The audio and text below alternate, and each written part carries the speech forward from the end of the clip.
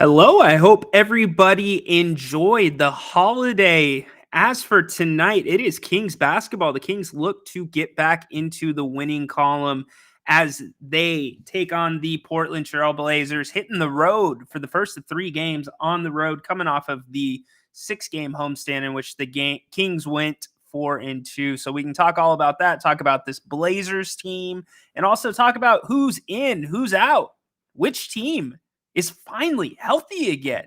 We got it all on the flip side. This is the pregame show on If You Don't Like That. 2, 1, go. Sacramento miscue. Carter, stolen by Williams. And look at this. Oh, you don't like that. You don't like NBA basketball. Fox, goodbye. Oh, if you don't like that. You don't like NBA basketball. The exclamation point from De'Aaron Fox. Oh, if you don't like that, you don't like NBA basketball. Boy, that's an ESPN highlight right there. Whoa. Carlson comes in. How about this? Holy moly, Jim Bob Foley. That is a major league smush. Welcome into If You Don't Like That, the pregame show. Happy to have you here. I'm Ryan in Sacktown. As I said, I hope everybody had a wonderful holiday yesterday and getting back to normal, whether that's work or having some time off through the start of the new year. Hope it's going well. Kings, Blazers, Kings back in Portland. Kings are 1-0 on the season against Portland, but remember last game against Portland was not a cakewalk. In fact, the Blazers were missing a ton of guys, and it's the same way tonight for the Blazers. No Shaedon Sharpe, no DeAndre Ayton. Those are going to be huge blows to this Portland team, and not so fast, the Beam team.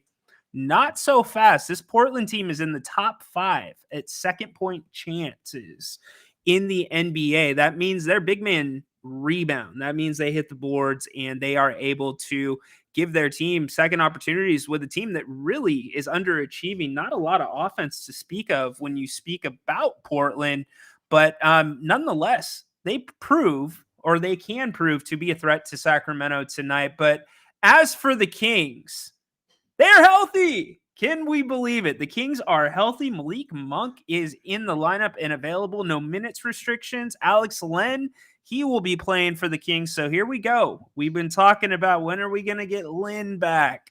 When's everybody going to be able to get a good look at what this team can do when Mike Brown has a full deck of cards to play with? And it starts tonight for the Kings. And, they've got a little bit of a weird schedule coming up in terms of who they're playing. Their second spurt of games after this next 3-game road stand that starts tonight with the Blazers is not a cakewalk whatsoever. So excited to see what they do, how they bounce back from the Timberwolves loss. Want to get your thoughts on that. I know we haven't had a lot to talk about or a lot of original programming here in the last few days or since Christmas. So any other holdover thoughts from the other night, let us know. But a lot to chew on and an important time period for your Sacramento Kings coming up tonight. And it starts tonight, especially with how they've played on this homestand, or they did play on the homestand. Think about it. This team, Jekyll and Hyde, we talk about it all the time. And the numbers show it. We've talked about the numbers at length over the past week, but now what's the eyeball going to tell us? What kind of ride are we on with this team this season? I mean, last year kind of felt like a mountain climb, right? And at the peak or the top of that mountain was the playoffs. That's what we expected, or what most Kings fans expected for the team last year. And they got there. They broke the streak. But what's this year been like? Has it felt like a climb to you guys? Because it really hasn't felt like a climb to me. It's felt a little bit more along the lines of like one of those old wooden roller coasters, which, can be really fun, but it's going to be bumpy here and there. There's not going to be any real big, huge upside down tricks, but there are a lot of ups and downs. So that's kind of how I'm seeing this season so far. And a Kings team that tonight on the road, a place that they play very well, should be ready to go. So let's get you guys in here. Yes, that is right. Being Team No Aiden, we talked about that, and we talked about their rebounding and second chance points. What's up, Carf? I expect the Kings to come out and finish strong, or start strong, finish strong. I hope so. Let's put it this way: on the nights that they do that, they typically win. And you parlay the 3-ball into that. It's a recipe for what we see in Kings wins, which is right around 125, 126 points a game. But when you look at the advanced analytics and you look at how the Kings are doing their scoring, they are 29th in the NBA in percentage of field goals that are made from the mid-range. So the percentage of the points the Kings score of their total scoring comes from the mid-range. It's only 5%. That's 29th in the NBA. Also, the Kings, highest percentage of their offense being three-pointers. They are in the top 5, right around 38, 39%. So it tells us what we know about this team. And that's why, as you say, Carf, they need to start strong, because when they see that ball go through the net, good things tend to happen. What's up, Mark? Happy to have you there. What's up, Max? Merry Christmas to you, bud. Max, we need to talk. Max is actually going to be talking about Max's business in the coming days. So he is a new sponsor here on If You Don't Like That, and has helped out on the website. So Max, thank you for what you do, and we're looking forward to getting you going here on the show. Walt, what's up, man? Appreciate the kind words. Great teams have great benches. Kings are underachieving. Great poll, Walt. Love that you brought that up.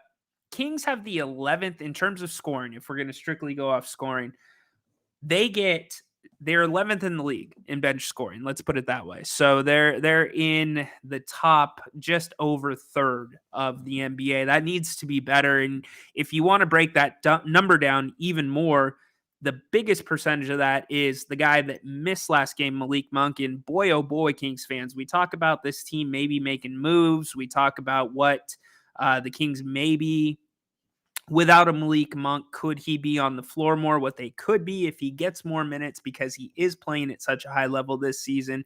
But look at the difference it made against Minnesota not having Malik Monk. You had no spark off of that Sacramento bench. And no matter where Mike Brown turned, it was not happening.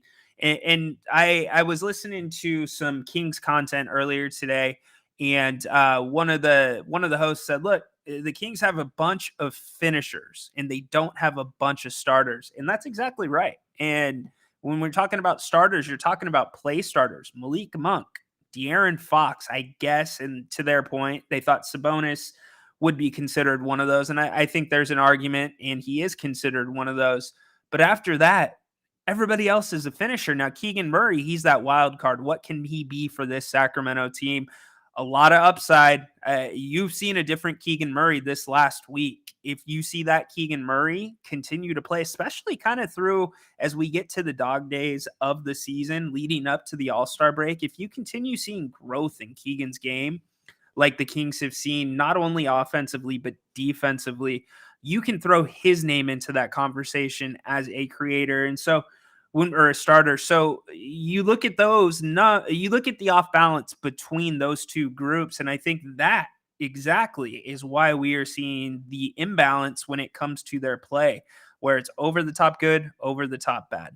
So big time night, big time popcorn. Yes, sir, Matthew. Get it going. What is up, Drought? Happy to have you here, my friend.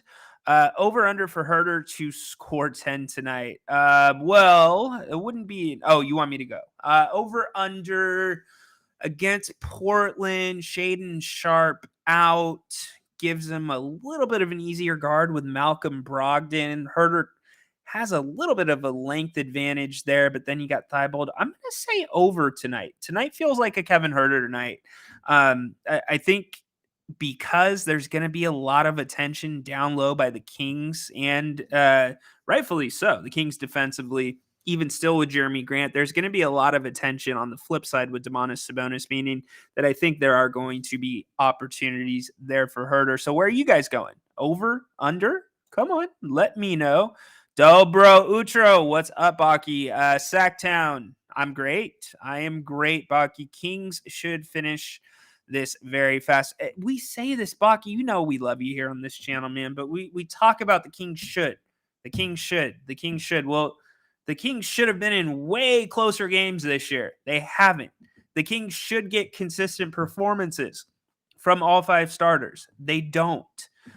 In fact, you have to actually ask yourself, if you look at the way Mike Brown's system has been built to this point and the way that it's been tweaked a little bit this season, you have to ask yourself, are they fulfilling their roles right now? Are they being consistent, Baki? Like, is this the consistency Mike Brown is okay with from those positions? Because you're not seeing plays drawn up for Kevin Huerter, who we just talked about. You're not seeing plays for Harrison Barnes. You're not seeing as many plays as you should for Keegan Murray. So you tell me. So should they? Yes, they should finish it quick, but you don't know with this team, especially a team like Portland. By the way, the Kings get their first look at Scoot Henderson, Portland's first round draft pick tonight. He did not play the first time around. Anyways, so the starters can focus to the next game. Kings can't have, with the inconsistency in their numbers, Baki, and I don't think it matters. Even if the Kings come out rolling tonight, Mike Brown left the starters in well under 2 minutes in the game against Phoenix that was in hand. So why would I expect anything different tonight unless it is a massive lead? Because we've seen leads go away very quickly for this Sacramento team against teams that are as talented, maybe not as talented as this Portland team tonight. Drought, getting back to you, my friend. Rhino, I heard the Kings might trade Kevin, Mitchell, and Barnes for Zach. Well, if they do, I would not be a fan of it. So let's just put it that way. Does not make a lot of sense, because now you are here's the bottom line. And again, going to kick it to all of you. Zach LaVine, do you see him as that piece that puts this team there? I don't. And if I'm going to look at guys that are going to be making payrolls in the 35 million, 40 million, 45 million, I think there's players that are a much better fit, that are much more reliable than Zach LaVine, and that would bring this team as good of a benefit or capability offensively, if not better. But who knows? We'll get a quick idea of where this Sacramento front office is at and how aggressive they want to be. Matthew, what's up, my man? Season starts after Christmas. Dash Grant Napier. Yes, indeed. Look at that. We're getting some jungle style in here. Let's go a little bit Jim Rome style. Or yeah, we'll go Rome style. Right. Season starts after Christmas. Signed. Grant Napier. There you go. All right, just being fun there. Yeah. So it does indeed. Let's see. We already got there. Joe, what's up, my man? You now live in Blazerland. Don't worry, I'm a loyal Kings fan. Appreciate you checking in, Joe. Happy to have you here. There's a lot of plants that are from Portland that come to Sacramento and vice versa. So glad, and there's a good point, Mark, by the way. Glad that you're checking in, Joe. Happy to have you. Yeah, there's been talk about him for a year, and maybe that's the troublesome part. Let's break this down a little bit more, Mark. Because to me, that stinks of Vivek, right? That's one of those moves where sometimes owners get fixated on players. Vivek, certainly, there's been much documentation on how, as Grant would say, he meddles a little bit into the GM dealings. So you wonder if that is where that name is coming from and that push for Zach LaVine is coming from.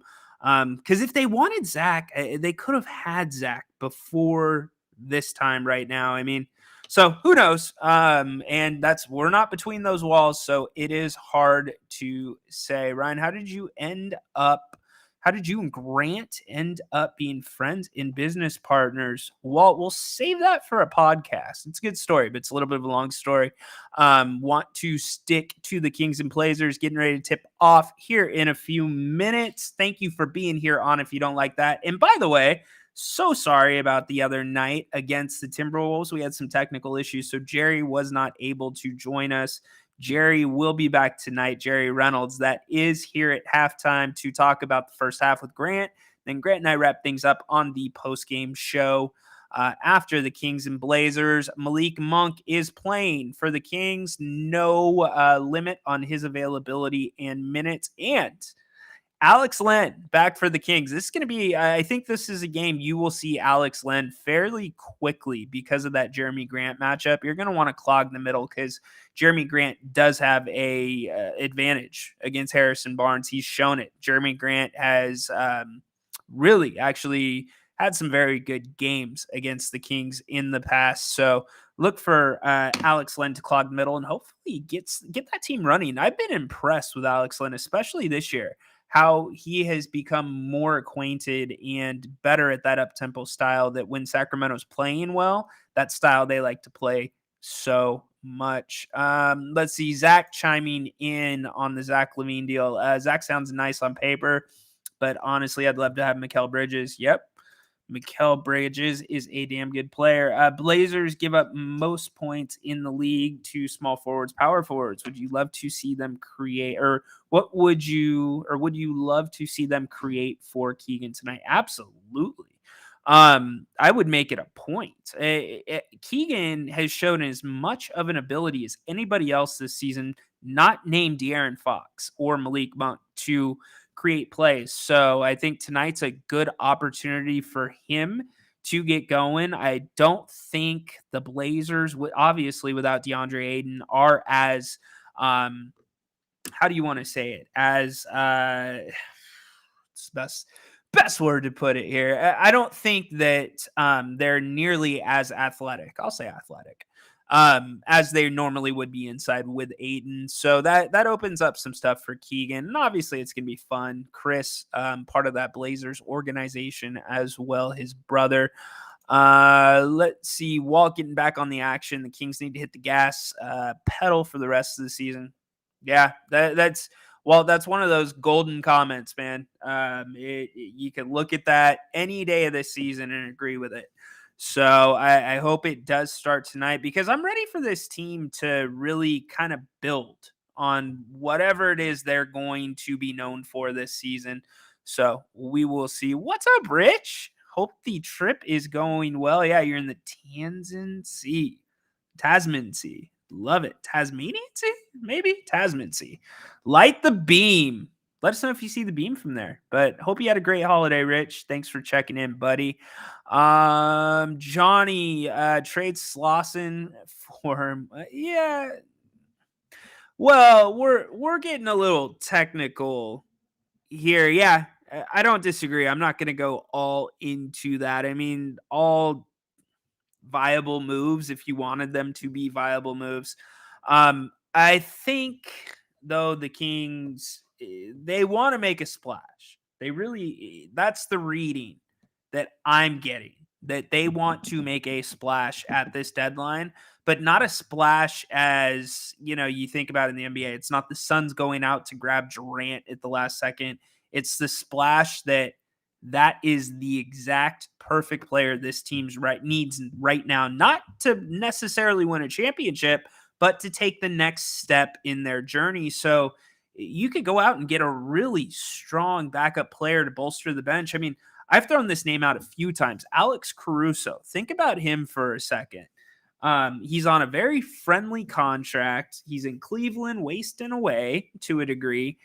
And I think Caruso, out of anybody, especially in this Western Conference, for what you're paying the guy, the experience that comes with it, but also the flexibility to arguably cover 4 positions. And I'm not saying cover 4 positions well, like he's a stopper at all 4, but if you need a guy to rotate over, he's not too small to handle what I'm saying is I think a splash like that, it doesn't have to be big in the sense we think of it, but it could be very big to this organization. So Kings, Blazers getting ready to go tonight. Jerry Reynolds right here. Oh, thank you. Sorry. He is in Chicago with Levine.